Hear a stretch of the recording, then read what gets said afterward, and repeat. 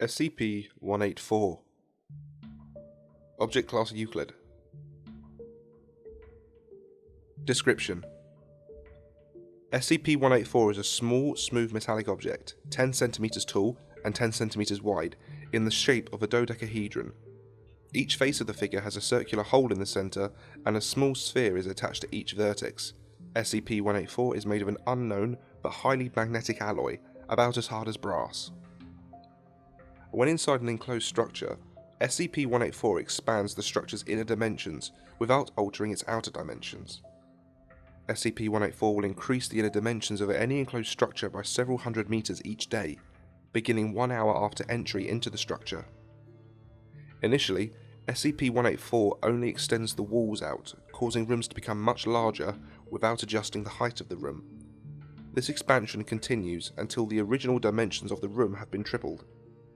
At this point, 184 starts creating woolly new rooms. SCP-184 is apparently able to copy items from inside the structure, creating furnished rooms consistent with the rest of the structure. After a period of time, however, the expansion process appears to break down. For example, items will be made from inappropriate materials: glass books, a wooden microwave. Rooms will be oddly shaped, doors will open into blank walls, and hallways will be tiny or twist back around in long mazes. The new inside structures continue to be more and more odd, while the outside remains unchanged. This behaviour is most dramatically illustrated in homes, however it has been observed in other instances, including a cardboard box. The changes do not go away with the removal of SCP-184, but no additional structures are created. Special Containment Procedures. SCP-184 is not to be contained in any structure. SCP-184 is to be attached to a high-power electromagnet at all times. Should the electromagnet fail, agents are to report to SCP-184's containment area and prevent access to all unauthorized personnel until the electromagnet is restored to power. The containment area of SCP-184 is currently configured to resemble a park, with SCP-184 and its containment magnet disguised as statuary. Any and all visitors are to be monitored. Any structures affected by SCP-184 are to be demolished after review by final demolition approval, or inclusion into SCP will also be determined by this body. No investigation is to be done into affected structures without approval and a rescue team on standby. Addendum 184-1. Notes from Dr. I don't think I need to stress the fact that this thing can never be allowed into Site-19. We may need to look into different containment at some point, but for the time being we keep it in the open, immovable, and hidden.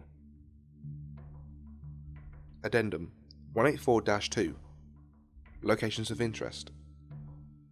It is currently hypothesized that SCP-184, or an anomaly with similar effect, may be responsible for the creation of locations of interest, such as Backdoor Soho and Chukwukusela. Investigation into SCP-184 as a potential origin for these spaces is ongoing.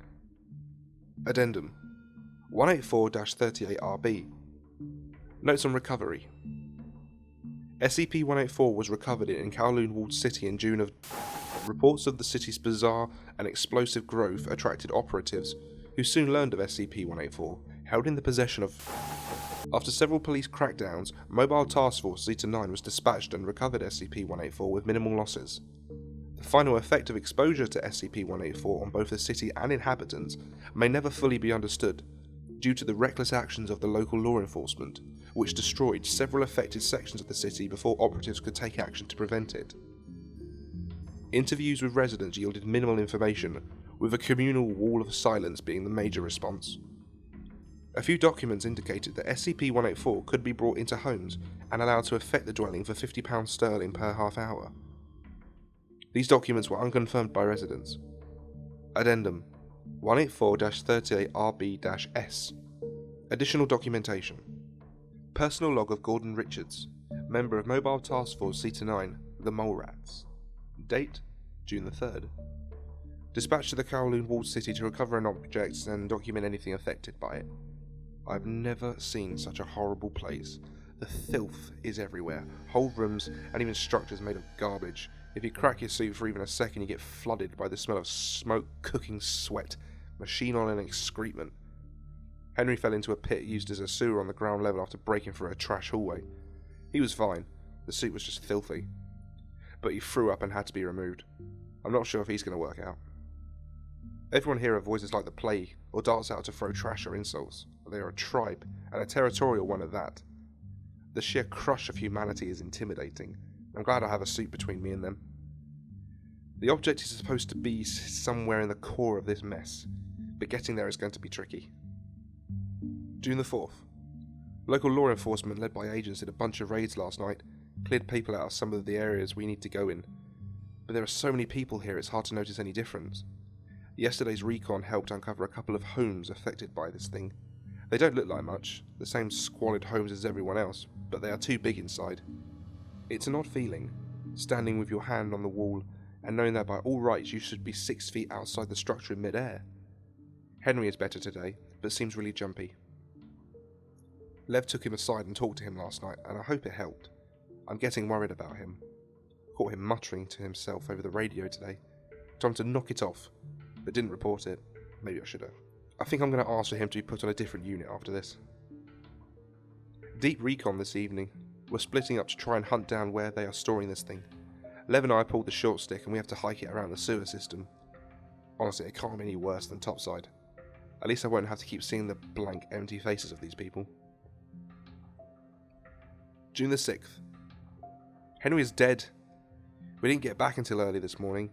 We'd been off the radio for several hours because of all the interference. It seems the areas affected by this thing screw with the radio waves pretty bad. The sewer was a nightmare, but no sign of alteration by the item. When we came back up, Paul gave me the news. Henry and Paul were exploring near the centre of the city when they got attacked. A mob of people swarmed them and dragged Henry off. Paul was hurt and his suit was badly damaged and he had to leave for medical attention. Henry was screaming over the radio for a while, and then it cut off. Paul and a couple of other mole rats charged in with some agents to recover Henry, but after a few minutes, Henry came back on the radio. His receiver was broken, but he could still broadcast. One of the agents was recording and he played it back to Lev and I to see if any of it made sense. It didn't. He was rambling and sounded like he was hurt, kept talking about the endless heart of the city, the hell of glass, just crazy stuff. Paul and the rescue team kept trying to find him, but suddenly his radio cut out again. Henry came tearing down one of those tiny halls, helmet off, and screaming like a madman. He ran right by Paul and smashed an agent into a wall on his way by. He slammed into a dead end and just exploded through it, right out of the building. He fell 6 stories onto some metal junk. It took an hour to get his body untangled. We're done screwing around here. Agents Parks, Lev and me are rounding up what amounts to the city elders. And we're getting to the damn bottom of this. June the 7th. Interrogation went well. Agent Parks asked the questions, we provided what we called negative consequences for non-cooperation. The first guy, some triad punk, didn't want to talk. 2 broken legs later and he was a lot more open. Said the thing was called the Builder, and nobody knew when it first came to the city. He never had anything to do with it, just helped stand guard outside rooms where it was working. He said that was all he knew, and that we had to talk to one of the elders, Long Wen, if we wanted it. He apologised for Henry's death, said it was just the way of things. I broke his jaw in 3 places. Long Wen may be the oldest looking man I've ever seen, and with a will like an iron. He just took everything we dished out and didn't say a word. Parks said that the next stop was his wife and grandkids, and that got him talking. Told us it was kept in one of the oldest parts of the city, some old temple. It had grown and made wonderful things, but only the worthy could look upon it and not be overwhelmed by it. He said Henry was shown the wonders in the hopes that he would be able to convince us not to take the Builder, but that he was not worthy and was broken. We made him show us where they keep it. Long Wen said it wouldn't do any good, that it was buried too deep. They moved it deep inside when they first caught wind of the agents. He said we'd never get it back. We're going deep work tomorrow, and we're not coming out without it. June the 10th. Been out for a while. This place is amazing. At first it was just a temple that was too big inside. Neat, but nothing new. Then we went deeper. Whole rooms, altars, everything recreated and rearranged by this thing. It's like someone built 12 whole temples inside this one tiny structure. Agent Park set up a recall point in the main hall with some other agents to make sure nobody sneaks up on us. We suited up and went to work. It started getting odd after hour 6. Lots of hallways, not as many rooms. Then 83 rooms, all connected by those sliding doors, each with a tiny Buddha in the centre of the floor and nothing else. Lev grabbed a few as samples. We knew things were getting odd when we came to a perfect reproduction of the first altar room, but appearing to be made of one solid mass of wood. The thing was beautiful and totally seamless, and not a single tool mark on anything. Paul found some documents and we scanned them back to Parks. He said they were about the object. Apparently they're calling it SCP-184 now. Parks said it talks about how they moved 184 deeper each time it made a new area. They thought it was some gift from God or something. Used it to expand rooms, if people would donate to the temple or at least to the gangs that controlled it at the time. I've never been in a place like this. It's getting harder to maneuver. The walls are starting to get strange. They go up at funny angles, and the last few rooms have been tiny. By Lev's count, we should be 20 feet above the roof of the whole city by now.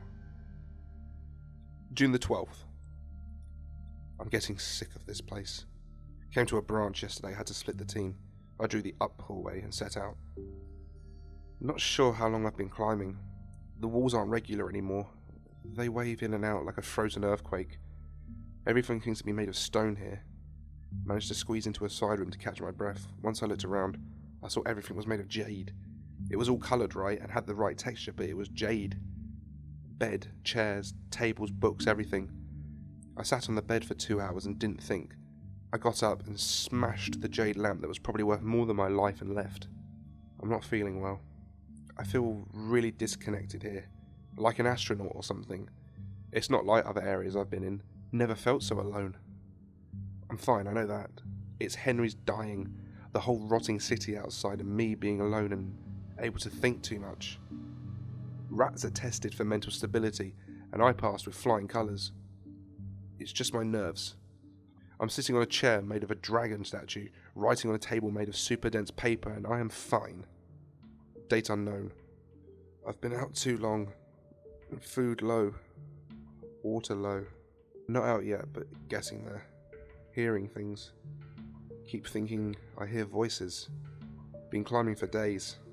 Saw light today. At end of a side hall. Bright yellow light. I climbed into the hall and ran. Smashed through the door and it was a room. Millions of candles, all lit, but just another room. Pulled off my helmet. Smashed the candles with it. Broke my lenses. Neck seal, radio. In care. Sat and cried for hours. Dropped a pick down the shaft today. Never heard it hit bottom. Almost jumped to go get it, but stopped. Gotta find this thing. Gonna smash it to bits. Stomp it, crush it. Date unknown. Food out. Suit can't make any more water. Saw a hall with 10,000 doors. Ran down it, smashed a bunch, then kept climbing. Lost my boots. The floor looked like carpet, made of super sharp stone. Cut suit to ribbons, feet too, blood all over the shaft. Hope it appreciates it. Gonna crush this thing. Feel it shatter in my hand. Hate this place. Keep hearing Henry, keep telling him he's dead. You won't listen. Date unknown. Top of shaft. Hall to forever. Lights everywhere. Gonna kill the heart. Date unknown. Hell is heaven. Heaven is hell. And life is wonderful. Notes. Gordon Richards went missing during the recovery of SCP-184, presumed KIA. SCP-184 recovered by Team Zeta-9. Journal recovered in rubble left from destruction of SCP-184 affected temple.